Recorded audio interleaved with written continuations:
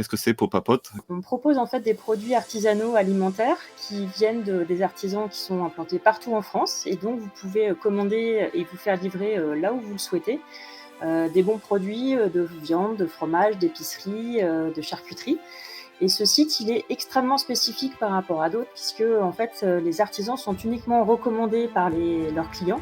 Donc moi, je ne fais pas de démarchage et j'utilise un truc qui est vieux comme le monde, qui s'appelle le bouche à oreille. Donc c'est des agriculteurs qui travaillent ou des artisans qui travaillent en agriculture raisonnée ou bio.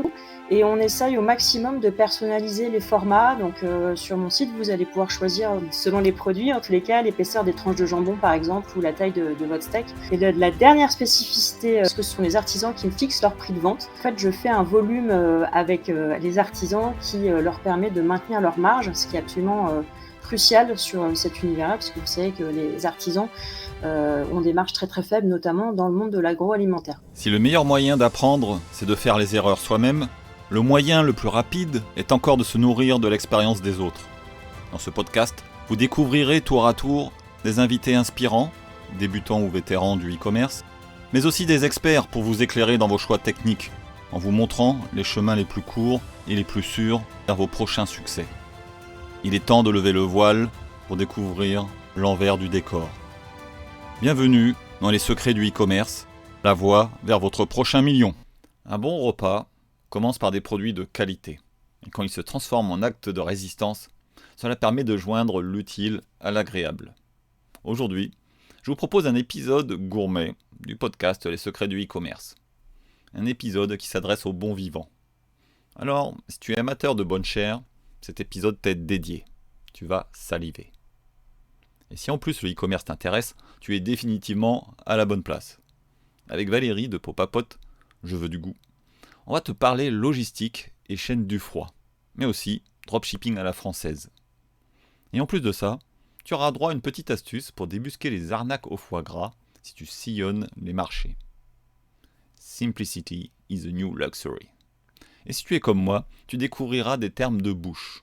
Mais attention à ne pas intellectualiser, car cuisiner est avant tout un acte quotidien. Il ne doit pas être chasse gardée des grands chefs. Alors, tu l'auras compris, pas besoin de cuisiner pendant 3 heures pour te régaler, car un plat brut et authentique préparé en 2 minutes est tout aussi bon. Pop-à-Pot, c'est une histoire de potes. Des potes qui partagent de bonnes adresses pour faire de bonnes popotes, grâce à une initiative triplement originale. Premièrement, les artisans sont recommandés à 100% par les clients. Deuxièmement, les tranches et portions sont personnalisables comme chez le boucher. Et troisièmement, les artisans définissent eux-mêmes les prix de vente. Alors trêve de bavardage, je te laisse découvrir l'histoire de Pop-à-Pot qui débute en Dordogne, terre hautement réputée pour ses bons produits. J'aimerais terminer cette présentation sur une citation.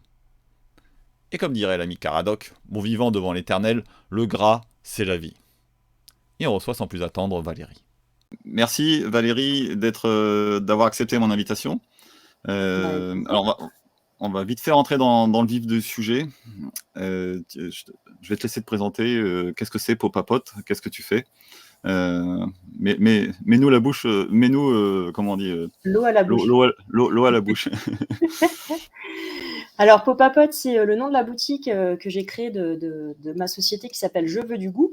Et donc on propose en fait des produits artisanaux alimentaires qui viennent des artisans qui sont implantés partout en France. Et donc vous pouvez commander et vous faire livrer là où vous le souhaitez. Des bons produits de viande, de fromage, d'épicerie, de charcuterie. Et ce site, il est extrêmement spécifique par rapport à d'autres, puisque en fait, les artisans sont uniquement recommandés par leurs clients.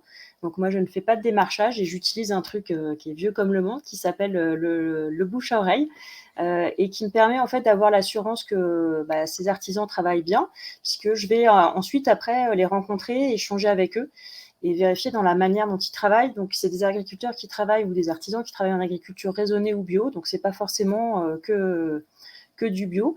Et on essaye au maximum de personnaliser les formats. Donc sur mon site, vous allez pouvoir choisir selon les produits, en tous les cas, l'épaisseur des tranches de jambon, par exemple, ou la taille de votre steak, ce qui est un point hyper important pour moi.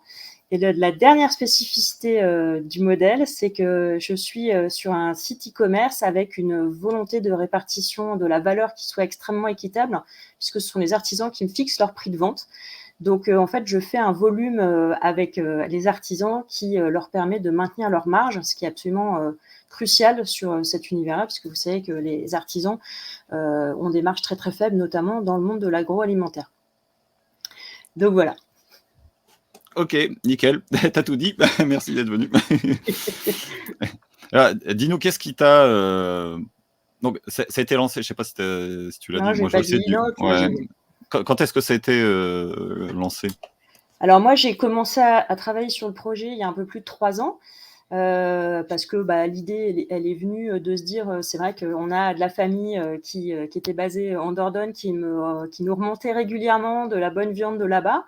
Et en fait, on s'est dit que ce système de glacière était un peu obsolète et qu'on pouvait, en tous les cas, en se rendant compte qu'il y avait plein de gens qui faisaient comme nous, en tous les cas, partager ces bonnes adresses et pouvoir avoir accès aux bons produits de notre région d'origine ou d'une région de vacances, parce que quand on découvre un bon artisan, c'est à peu près la même chose. Et en fait, donc voilà, j'ai monté ce projet, j'ai commencé à réfléchir sur ce projet il y a 3 ans. Il y a déjà des concurrents qui étaient évidemment installés. Donc moi, j'ai vraiment cherché à personnaliser le modèle, d'où les points spécifiques du bouche à oreille qui sont pour moi extrêmement importants. Donc je ne fais pas de démarchage. Je suis sur un business model qui est en site e-commerce et pas en marketplace, on pourra y revenir peut-être tout à l'heure, mais qui reflète vraiment mes valeurs. Et j'ai vraiment commencé à lancer Pop-A-Pot en juin 2020, où j'ai intégré une couveuse sur BGE Paris. Dans cette couveuse, en fait, j'ai pu être immatriculée et commencer à commercialiser avec un numéro de SIRET qui est prêté, puisque c'est le système des couveuses. J'invite à beaucoup de personnes qui lancent leur boîte à tester parce que c'est quand même hyper pratique.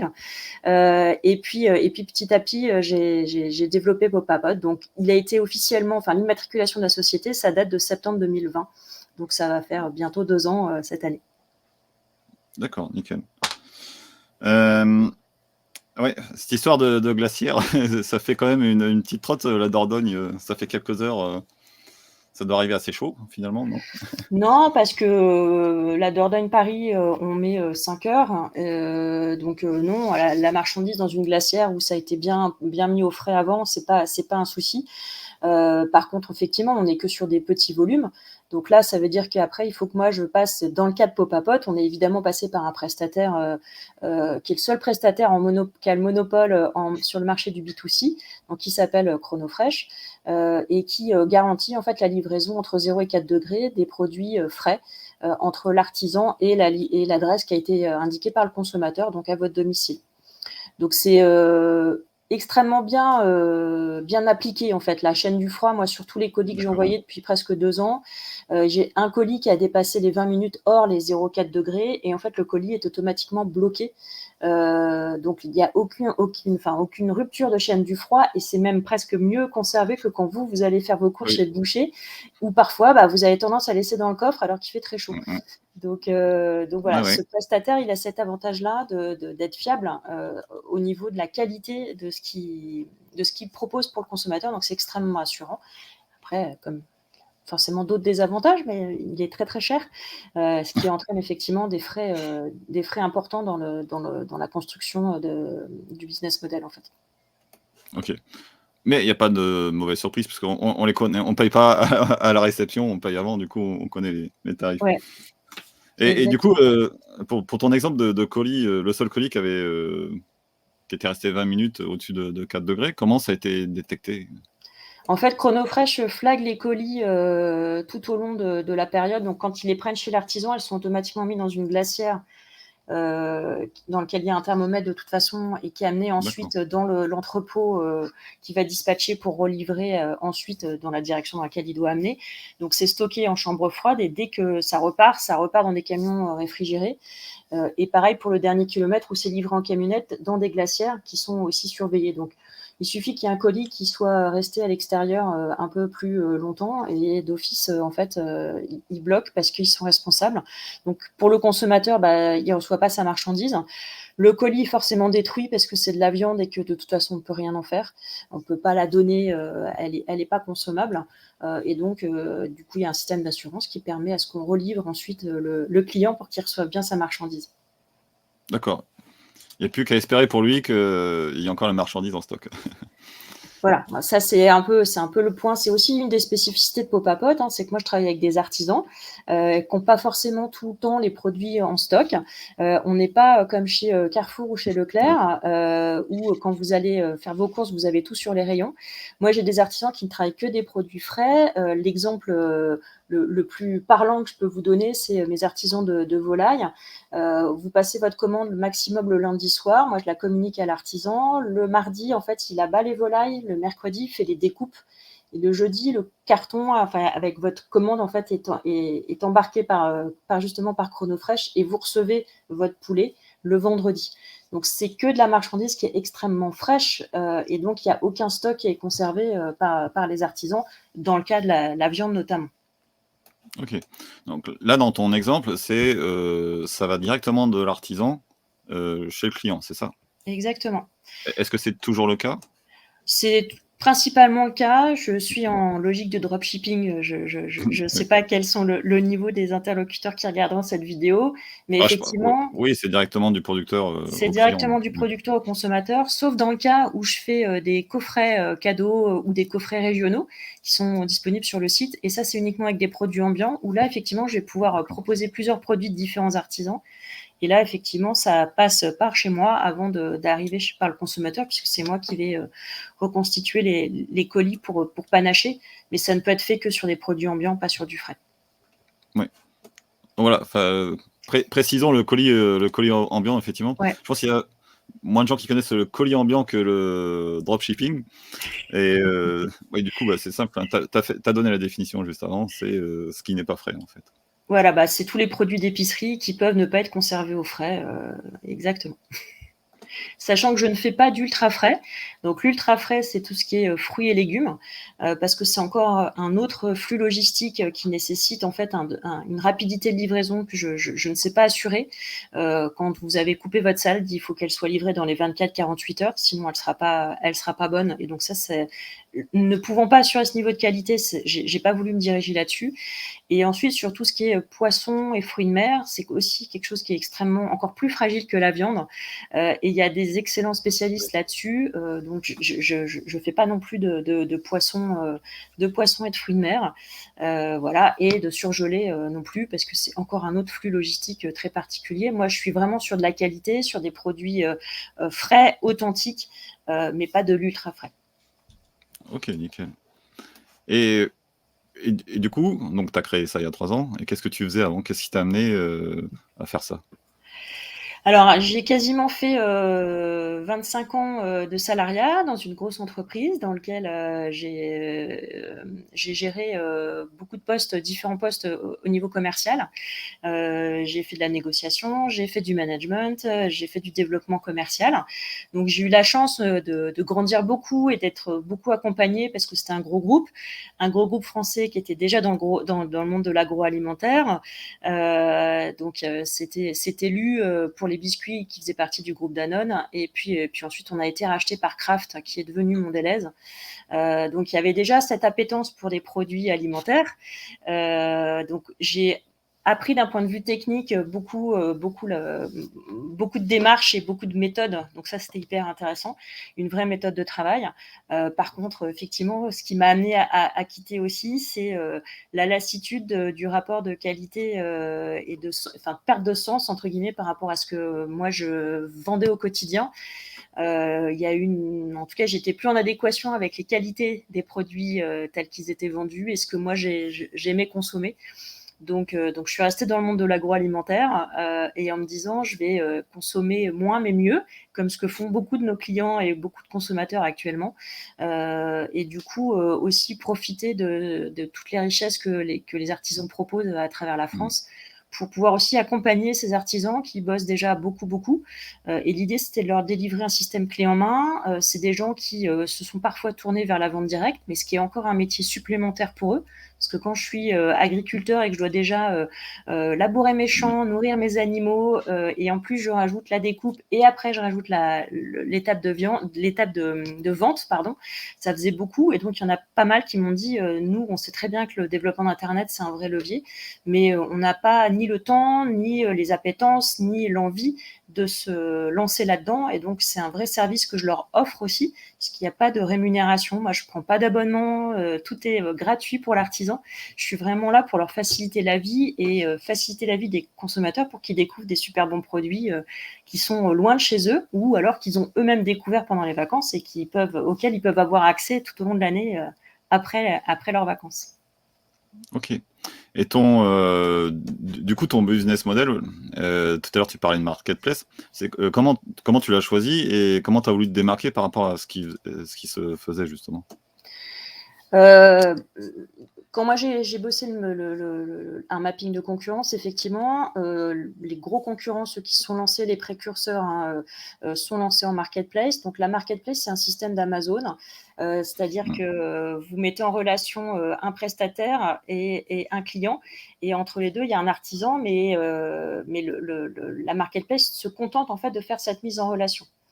Elle n'est pas responsable de la qualité des produits. Donc, si vous avez un souci avec l'artisan chez qui vous avez commandé sur votre marketplace, la marketplace va toujours vous dire c'est pas moi, c'est l'artisan, débrouillez-vous avec lui. Moi, ayant choisi en fait une vraie qualité de produit et avec une vraie rencontre des artisans et des vrais échanges, je suis certaine à 100% de la qualité des produits. Enfin, 99,9 puisqu'on n'est jamais à l'abri qu'il se passe quelque chose. On est sur du monde sur des produits alimentaires évidemment, mais je suis tellement sûre des produits qu'en se mettant en site e-commerce, en fait, je fais un système d'achat-revente. Donc juridiquement, je suis co-responsable de la qualité des produits qui est envoyé au niveau des consommateurs.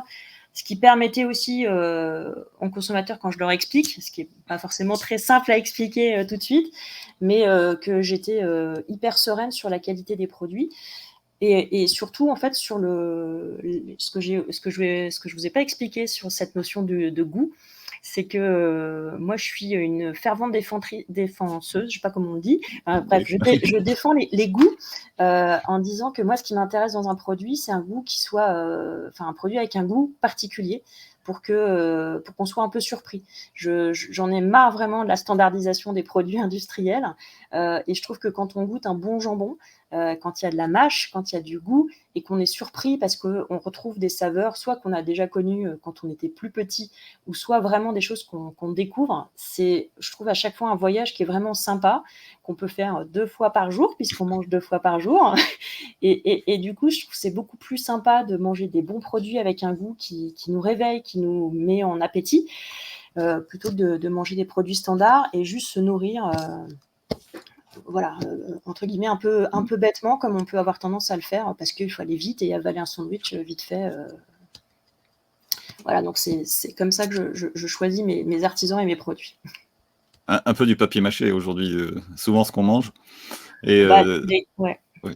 Non, l'exemple du jambon, il est super intéressant parce que tous les jambons industriels, en fait, ils sont gorgés d'eau. Et donc, en fait, vous achetez beaucoup d'eau et en plus, parfois, vous le payez super cher. Et souvent, moi, quand mes consommateurs goûtent le jambon de mes artisans, en fait, ils sont hyper surpris parce qu'il y a au final, il y a très, très peu d'eau. Et oui, il est il est plus cher forcément au prix kilo. Par contre, vous mangez pas de l'eau, vous achetez de la viande, du vrai jambon qui va être extrêmement nutritif. Et donc, c'est pareil, vous donnez un petit morceau à votre enfant, vous n'avez pas besoin de lui donner une tranche remplie d'eau de certains des marques industrielles qu'on ne citera pas ici. Bon, c'est pas très compliqué à trouver. Voilà. Oui, je me faisais la réflexion il y a pas longtemps, effectivement, si on devait mettre ça au poids sec, dans les magasins, on voit les prix au kilo, mais on connaît jamais la quantité d'eau qu'il y a dans chaque aliment. Et si on mettait ça au poids sec, ça serait la meilleure façon de vraiment comparer les prix. C'est pas forcément si cher que ça, en fait. Ouais, c'est clair. Tout à l'heure, tu parlais de la qualité, de la mauvaise qualité qui t'avait fait sortir du circuit commercial classique. Quelles qu'est-ce que tu voyais toi enfin, qu'est-ce que tu appelles mauvaise qualité? Est-ce que c'était, les ingrédients? Est-ce que c'était, justement, le fait qu'on mette de l'eau dedans, les produits chimiques? Enfin, tu peux nous en dire plus? Ouais, alors déjà moi j'étais, enfin tout à l'heure ce que je vous disais, j'étais, dans le monde, du biscuit, du café et du chocolat, donc forcément ça touche plutôt déjà des aliments pardon, qui sont plutôt ultra transformés.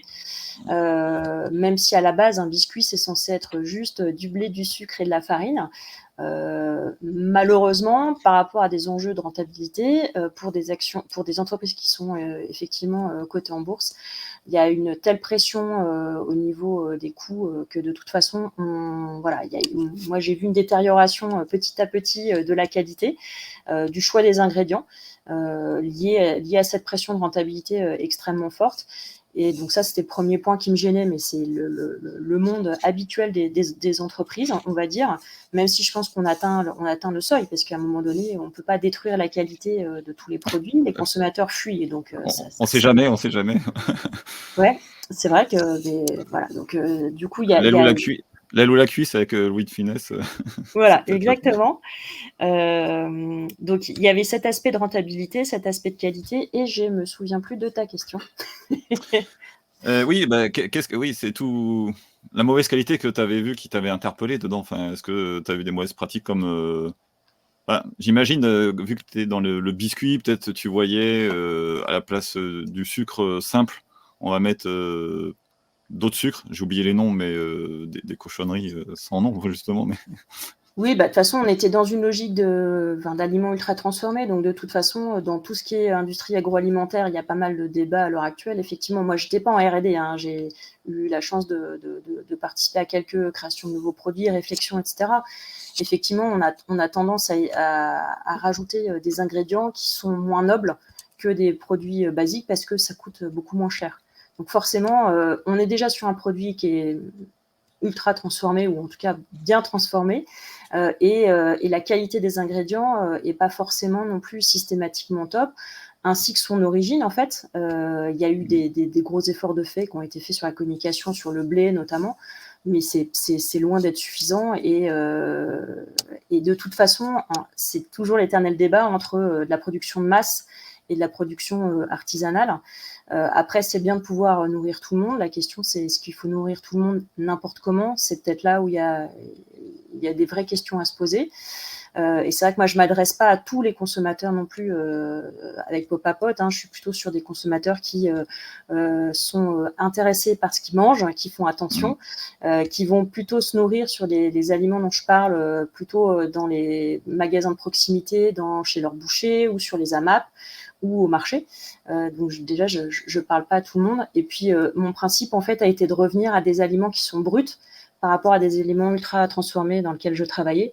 Parce que plus on mange des aliments bruts, moins on prend de risques d'abîmer sa oui. santé et plus on retrouve aussi le goût authentique parce qu'ils n'ont pas du tout été modifiés. Donc, j'ai les quelques aliments transformés que j'ai, ça va être des huiles, par exemple, mais je travaille avec un moulin qui achète ses matières premières directement et c'est lui qui broie les fruits et donc, du coup, on a une vraie authenticité. Il n'y a pas de matières supplémentaires ou d'aliments supplémentaires, d'ingrédients supplémentaires qui sont ajoutés qui pourraient détériorer la qualité des produits. Ça, c'est un des éléments clés pour avoir déjà une bonne nutrition saine, sans forcément se prendre la tête à compter les calories, mais déjà vous mangez un bon produit correctement sourcé et qui a été correctement préparé, vous prenez déjà beaucoup moins de risques en surconsommant des produits ultra transformés. Et tout à l'heure, je t'ai entendu parler d'un terme, de la mâche. Tu as beaucoup de termes comme ça associés, ça on a plus ce mot-là, je pense, aujourd'hui, Alors dans moi, l'alimentation. je suis pas une experte du goût. Enfin, en fait, je suis plutôt une hédoniste et une épicurienne. Donc j'aime bien trouver des bons produits qui me surprennent, ce que je vous racontais tout à l'heure. J'ai pas la prétention de dire voilà, c'est moi qui détiens le bon goût. Je ne suis pas un chef étoilé qui a cette expertise-là. Néanmoins, en fait, ce que je partage avec les gens de la communauté de Pop-A-Pot, c'est cette envie de découvrir des goûts sympas et vraiment un goût en tous les cas. C'est pas, je mange pas quelque chose qui est insipide et en tous les cas, j'ai quelque chose qui me surprend et qui est relativement typé. parce que c'est ça qui m'intéresse et je veux pas complexifier et intellectualiser trop la nourriture. C'est pas le but. Je suis plutôt dans une logique de bon sens et de simplicité.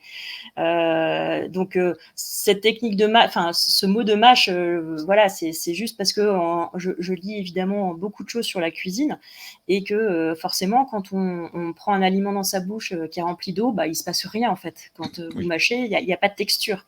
Alors que quand vous avez un bon produit, un bon filet de bœuf dans la bouche et que vous sentez la tendreté de la viande, mais à la fois sa fermeté quand vous croquez à l'intérieur, enfin dans votre bouche, c'est vraiment des moments qui sont hyper agréables et à la fois que je ne souhaite pas du tout intellectualiser.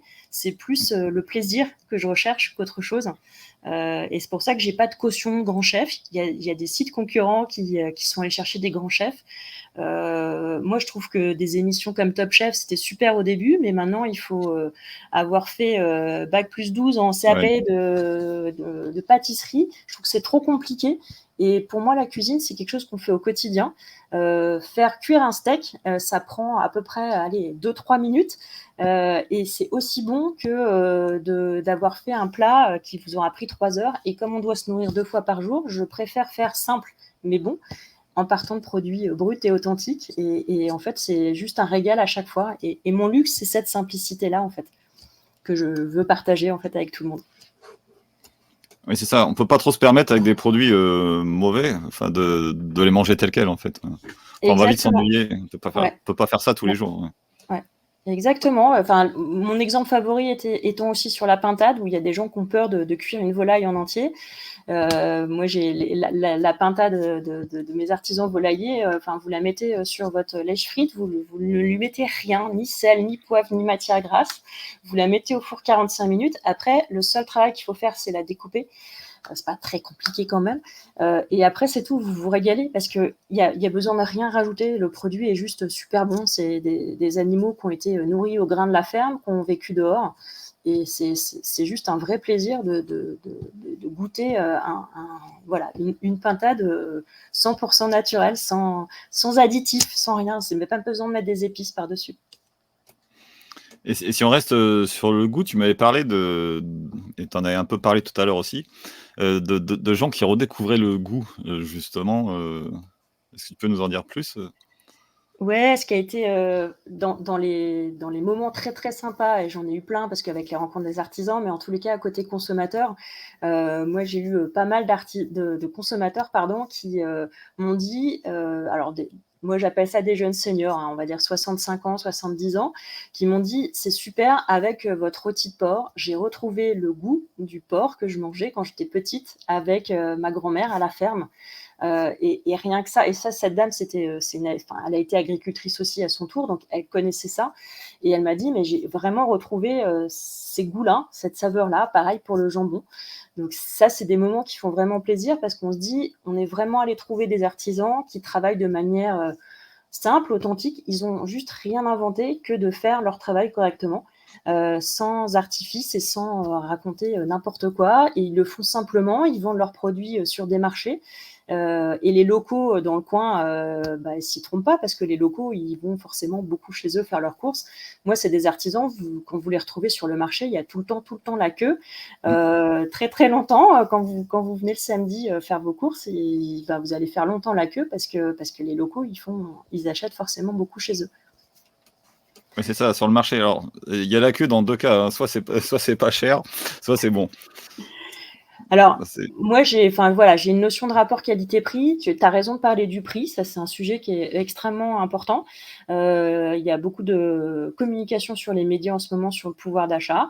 Moi, je pense que la nourriture, alors le budget moyen des Français alloué à la nourriture, il est à peine, on va dire, entre 12 et 13% en moyenne, ce qui est très très peu. ça a baissé, Euh, non, au fil des années, non? et il a fortement diminué. Il y a 40-50 ans, on était à plus de 30%. En fait, on travaillait pour avoir un toit et pour se nourrir, à la base. Juste un petit rappel. Oui. Mais voilà, donc on a basculé, tant mieux pour nous, dans une société un peu plus de loisirs, et c'est super. Mais je pense qu'un des premiers points importants qui nous permet de nous épanouir et d'être en bonne santé, ça reste notre nourriture. Et ça, on a un peu trop oublié et on est toujours très pressé. Il faut toujours que ça aille très vite. Et parfois, certains se disent, me nourrir, c'est hop, j'ai mangé, j'ai remis un peu d'essence dans mon moteur de corps et hop, c'est bon, ça avance. Mais on oublie que c'est un de nos premiers médicaments et de se nourrir correctement avec des bons produits, le plus simplement choisi, le plus brut possible, fait que derrière, vous avez de grandes chances d'être en meilleure santé. Voilà, donc on fait souvent attention quand on a des enfants petits, mais il faut aussi ne pas oublier quand on est adulte ou quand on prend de l'âge de manger des bons produits. Et donc derrière, ça a un coût. Et ce coût, pour moi, il est important à deux niveaux. Il est important au niveau de combien est-ce que je suis prêt à attribuer dans mon budget ma nourriture. C'est-à-dire qu'à force de vouloir acheter très peu cher, on va acheter de la nourriture qui provient souvent de très loin, qui est fortement dégradée et qui est souvent très transformée.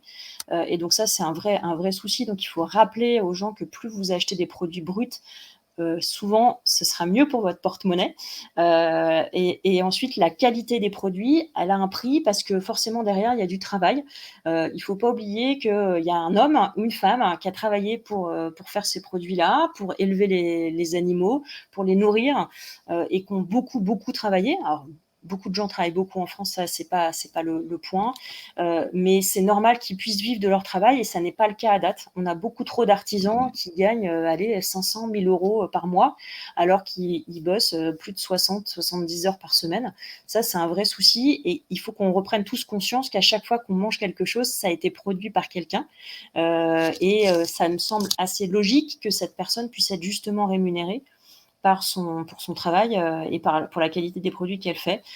Donc, dans ma notion de luxe dont je vous parlais tout à l'heure, de luxe de simplicité, c'est aussi un luxe que je préfère attribuer dans mon budget, à me dire j'irai peut-être moins au cinéma, désolée pour le monde du cinéma, mais je préfère me garder un peu d'argent en tous les cas pour acheter mieux et de meilleure qualité et que les gens soient correctement rémunérés par rapport à ce que moi j'ai dépensé dans mon budget nourriture pour toute la famille. C'est plus important pour moi en tous les cas au quotidien. Donc c'est comme ça que fonctionne Popapote, c'est comme ça que fonctionne la communauté avec laquelle on est actuellement. Et c'est vrai que j'ai fait des rencontres fabuleuses avec des gens qui sont justement très vigilants à se nourrir localement. Alors il y a des régions de France où on a la chance d'avoir pléthore d'artisans, hein. Je pense par exemple à la Drôme où les fruits, les légumes, il y a une richesse extrêmement forte. Il y a des régions où c'est plus spécialisé et donc si on veut avoir des bons produits, il faut aller chercher un petit peu plus loin. Donc moi, ma définition du local, c'est mon pays, c'est la France,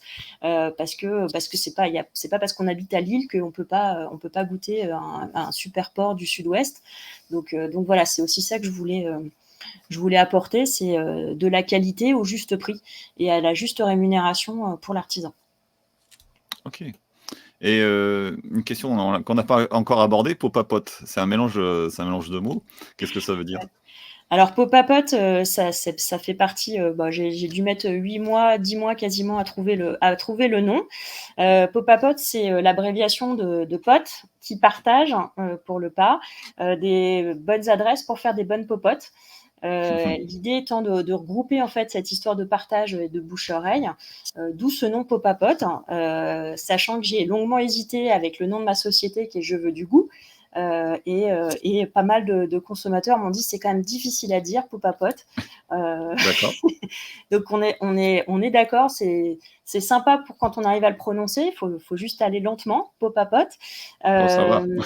Mais voilà, donc on est en train de rebasculer petit à petit sur le naming avec Je veux du goût, qui est plus consensuel et qui est le nom de ma société en fait que j'ai créé, que j'ai immatriculé. D'accord. Alors, tout à l'heure, tu parlais de communauté. Je pense que pour la communauté, pas forcément pour le nom du site, mais Popapote, tu peux, je sais pas, les Popapotes ou les Popapotiens, je sais pas comment on dit. Les Popapoteurs, ouais. Les Popapoteurs. Les Popapoteurs et Popapoteuses, ouais. Voilà. Mais du coup, pour créer une communauté, c'est super d'avoir un nom derrière pour que les gens puissent s'identifier. D'ailleurs, enfin, du coup, moi, tous les clients qui m'ont recommandé des artisans, en fait, ils deviennent pop-up-auteurs ou pop-up-auteuses à vie. C'est-à-dire qu'en fait, ils ont une réduction de prix sur l'ensemble des produits parce qu'ils ont été membres vraiment actifs du club, ou en tout cas de la communauté. Et du coup, ça m'a permis de faire des belles rencontres à la fois consommateurs et artisans parce qu'ils m'appellent et ils me donnent une adresse. Moi, je vais échanger avec l'artisan. Donc, j'ai plein d'artisans qui, pour plein de raisons, n'ont pas voulu ou pas pu rejoindre Pop-up ou d'autres qui faisaient pas l'affaire. Mais en tous les cas, j'appelle chacune des adresses qui m'est communiquée et puis j'échange ensuite avec l'artisan. Et l'idée, c'est de récompenser effectivement ce consommateur qui devient pop-up auteur et du coup qui bénéficie de cet avantage au sein de la boutique. Voilà, et c'est sympa parce qu'il y a des gens qui ne se connaissent pas, qui ont pu échanger ensemble des bonnes adresses. Et puis moi, j'ai aussi découvert plein d'adresses d'artisans que évidemment je n'avais pas dans mon carnet d'adresses proche. Donc c'est aussi sympa comme concept. Et du coup, je crois que tu m'avais dit, les gens qui te proposent des artisans sont caution derrière un peu. Ils doivent assumer le fait de l'avoir amené, c'est ça? Alors caution, non, enfin moi c'est vraiment un site où la seule chose qui est vraiment sérieuse, c'est la qualité des produits. Tout le reste, on est plutôt sur un système plutôt bon enfant. J'ai fait le parti pris aussi qu'on se tutoie sur le site, sur la communauté. Donc certaines personnes ça choque, donc on reste avec le vous. Mais l'idée était vraiment de rester plutôt simple entre nous. Et le consommateur, en fait, il est pas forcément caution, mais en fait, il va raconter à travers une interview que je vais faire avec lui pourquoi est-ce qu'il a aimé cet artisan et qu'est-ce qu'il a aimé comme produit pour justement nous faire rêver, sachant qu'en aucun cas on va lui dire moi j'ai goûté j'ai goûté le miel que tu as proposé, finalement je l'ai pas aimé.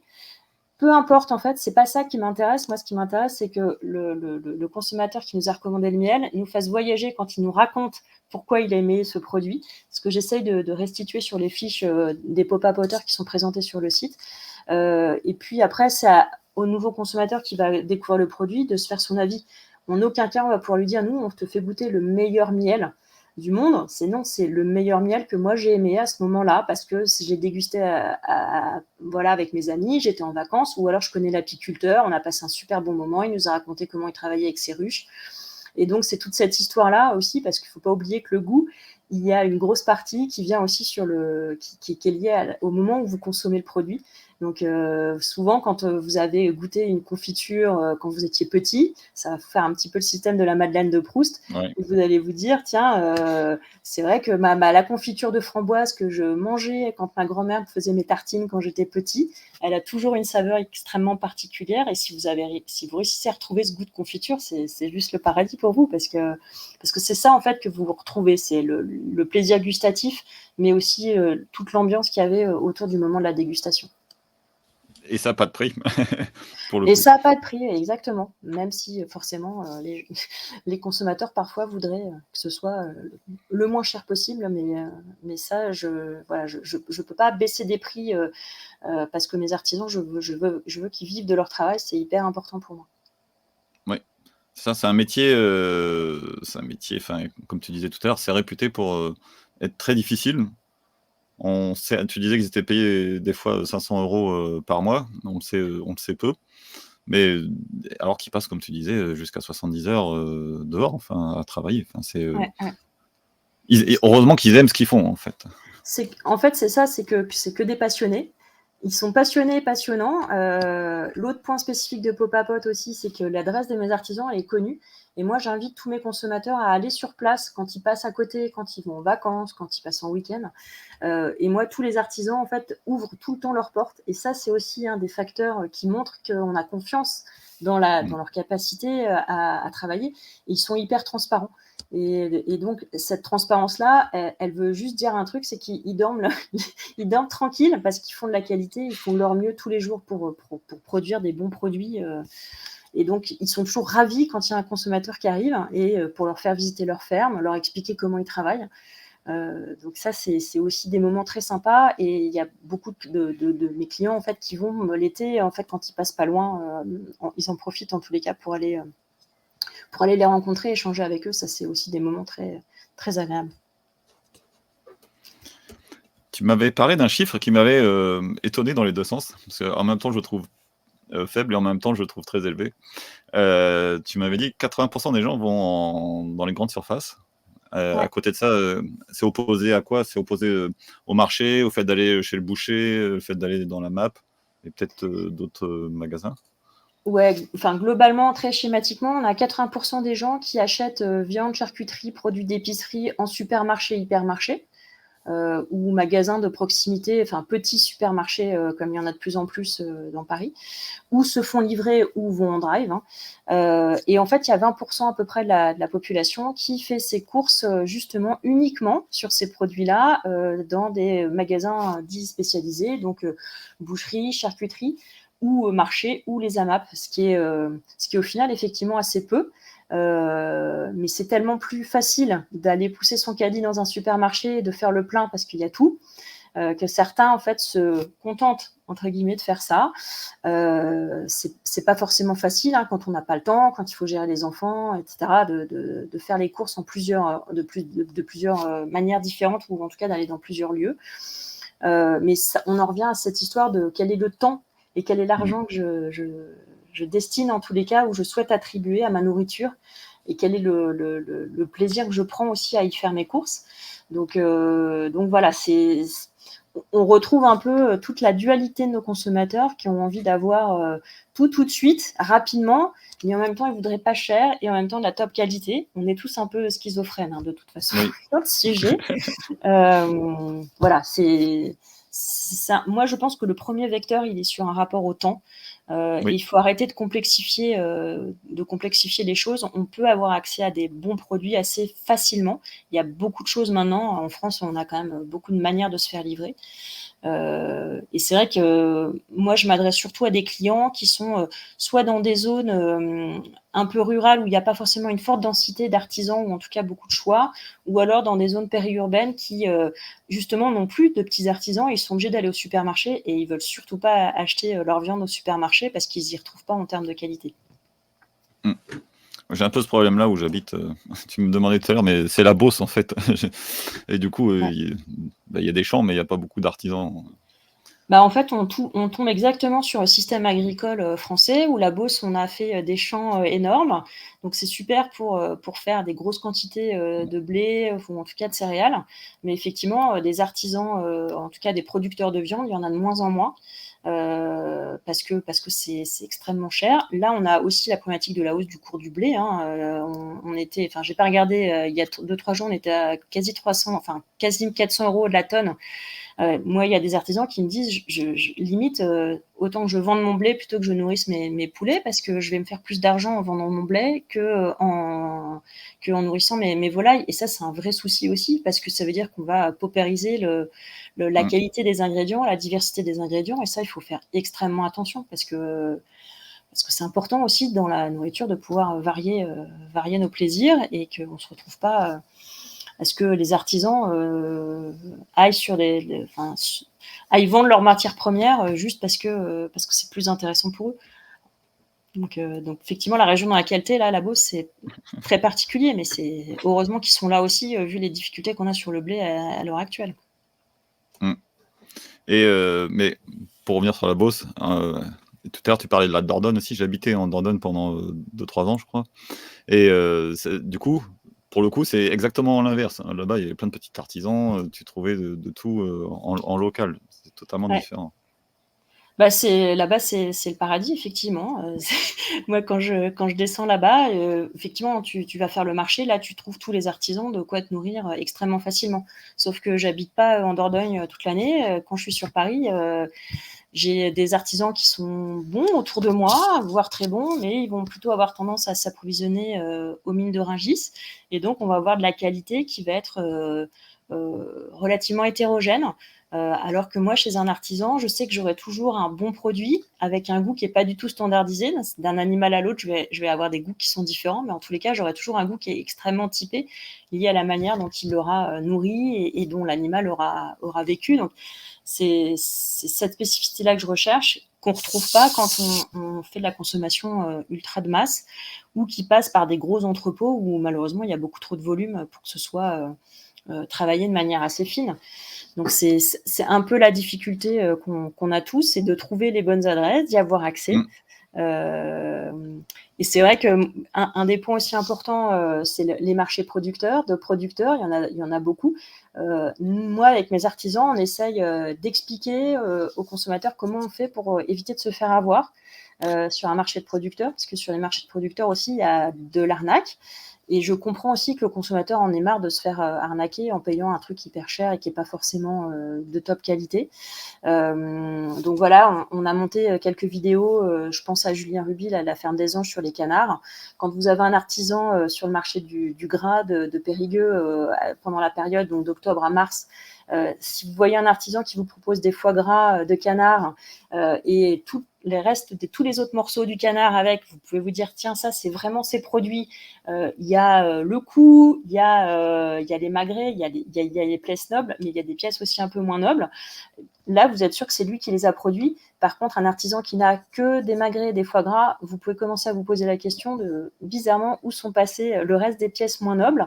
Le canard, il a forcément été découpé quelque part et malheureusement, souvent, ça n'est pas du sourcing artisan et eux-mêmes sont sur des marchés de producteurs et vont se faire passer pour des producteurs. Donc, il y a plein de petits trucs et astuces pour vérifier l'authenticité des gens avec que vous avez en face de vous. Et ça, c'est important d'avoir aussi le réflexe parce que voilà, il y a des arnaques.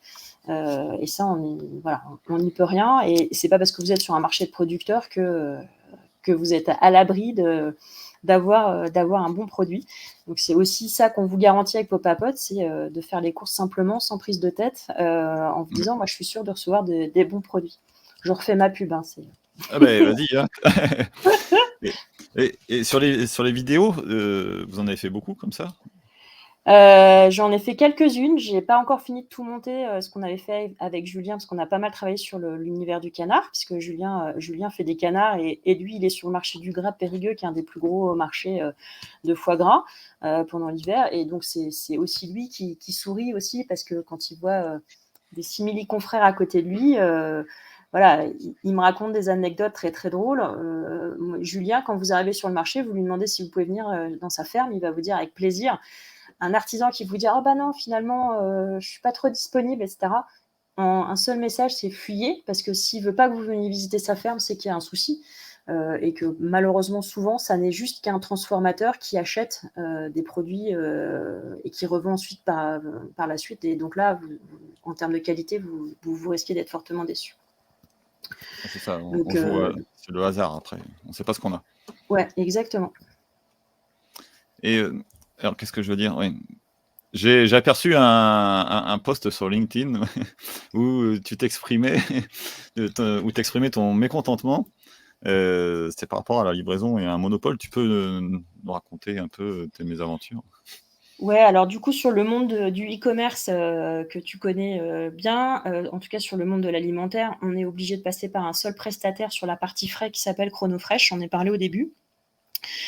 Ils sont en situation de monopole et c'est très compliqué en fait d'avoir une qualité et un suivi de service qui soit irréprochable. Autant sur la qualité, la gestion du frais, ils sont nickel et ça c'est très bien et c'est aussi pour ça que je les ai pris. De toute façon, j'avais pas le choix, il y en avait pas d'autres. Mais ils sont hyper pro là-dessus. Par contre, sur la capacité de livrer dans les timings qui ont été contractualisés, c'est-à-dire le lendemain du jour de l'enlèvement chez l'artisan, c'est pas systématiquement le cas. Et puis la semaine dernière, j'avais un coup de ras-le-bol parce que 2 fois de suite, en fait, ils ont oublié de venir en retirer la marchandise chez l'artisan. Donc moi, l'artisan, il est prévenu, il a préparé la commande, elle est emballée sous vide, dans son carton, dans sa chambre froide, tout est prêt pour partir. Et puis le soir, l'artisan m'appelle et me dit, bah ils sont pas passés en fait aujourd'hui, encore. Donc ça faisait plusieurs fois. Moi, j'ai beaucoup discuté avec les équipes de Chronofresh. J'ai la chance d'avoir un super commercial, mais il a beaucoup de comptes à gérer. Ils sont débordés. Et en fait, comme beaucoup de grosses boîtes, il y a une qualité de service en fait qui est pas optimale et un service après-vente qui est loin d'être à la hauteur. Donc ça, c'est un vrai point que je partage avec plein d'autres entrepreneurs aussi qui sont lancés sur le monde de l'agro en livraison, en e-commerce. On est dépendant d'eux, ils sont en monopole. Donc c'est très compliqué. Moi, j'avais trouvé des alternatives, mais qui écologiquement étaient compliquées. En fait, en gros, c'était de mettre des mini packs de glacière dans chacun des colis. Mais écologiquement, ça fait beaucoup de matériaux supplémentaires. C'est très lourd à mettre en place pour l'artisan. Donc, je suis pas allée dessus. Et j'ai rencontré d'autres boîtes qui, eux, du coup, ont forcément beaucoup plus grossi que ma société parce qu'ils étaient plus âgés, enfin, en tous les cas, plus d'ancienneté.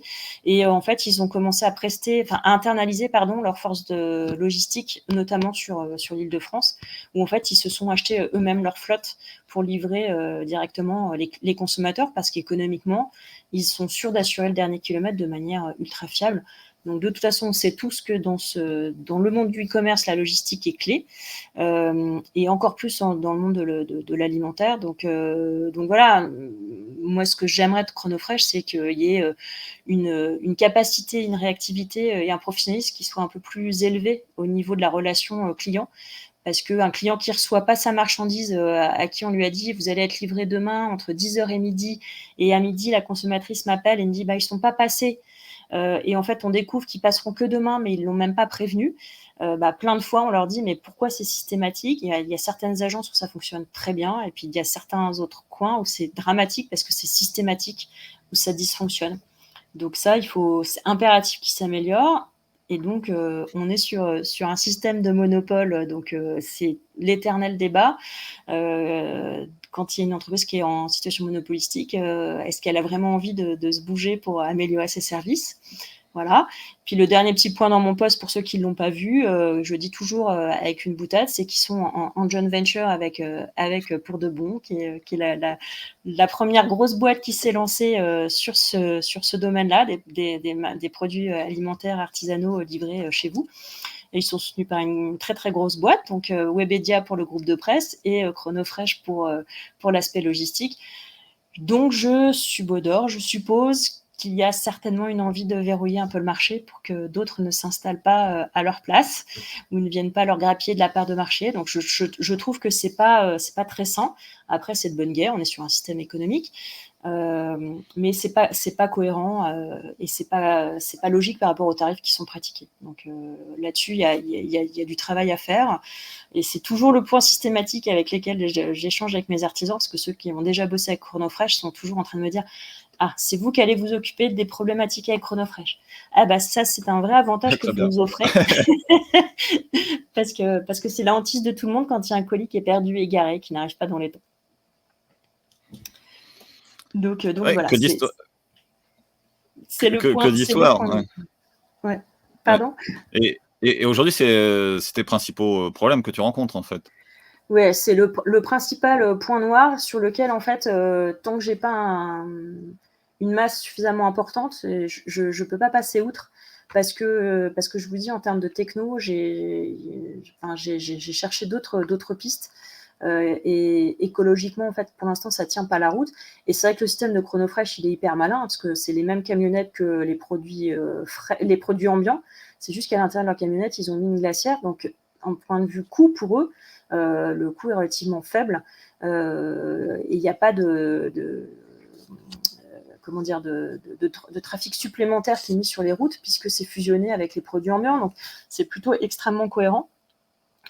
Maintenant, il faut qu'ils fiabilisent leur système partout en France, et c'est pas forcément dans les coins les plus reculés où les colis n'arrivent pas. Hein. J'ai une grosse ville qui s'appelle Marseille, où c'est systématiquement le cas où la cliente n'est pas livrée. D'accord. En tout cas, pas livrée dans les temps. Voilà, j'avais demandé jamais ou. Non, pas livrée dans les temps, en fait. Et du coup, on a tous attendu notre colis. Quand on sait qu'on doit être livré entre 10h et midi, passé midi, on se dit, tiens, qu'est-ce qui s'est passé? Donc, on patiente une demi-heure de plus.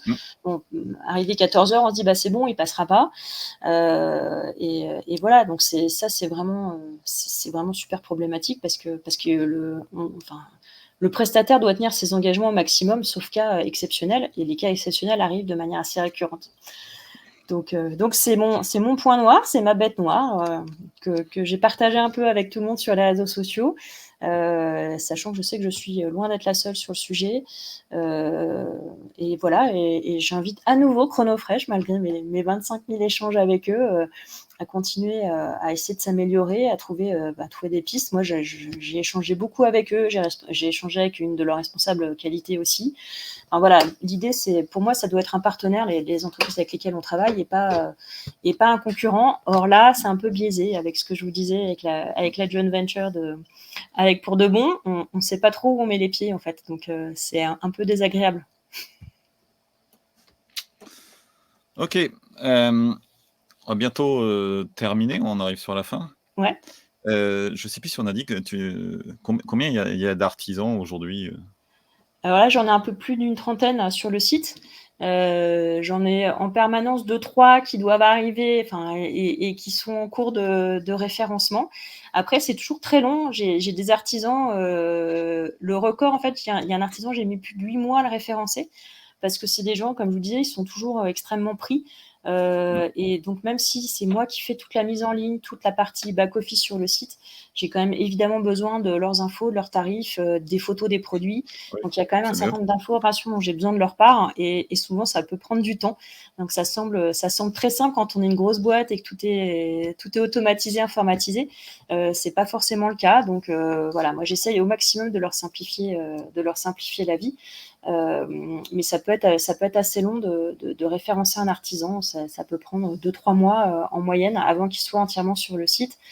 En début de semaine, là, j'ai finalisé la dernière fiche de la popapoteuse de la gentille dame qui m'avait recommandé le dernier artisan que j'ai mis sur le site, là, qui est une ferme qui s'appelle le GAEC Côte-Pardin, qui fait de la viande de race d'Aubrac.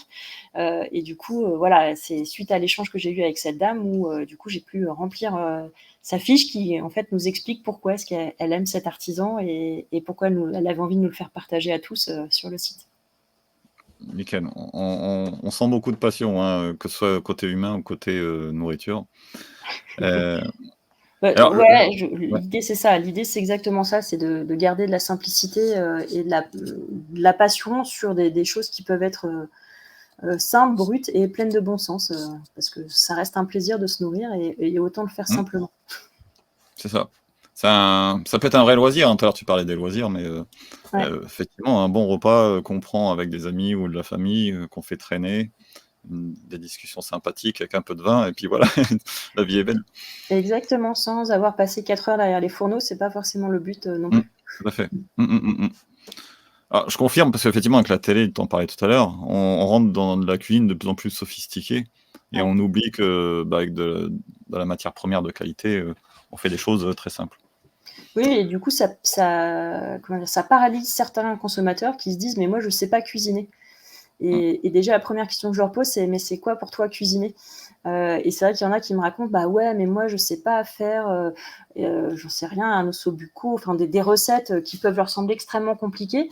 Et je leur dis, mais t'as bien une poêle chez toi? Si je te donne un bon steak, est-ce que tu sais le cuire? Bah oui. Bah, je dis, bah rien que ça s'appelle de la cuisine.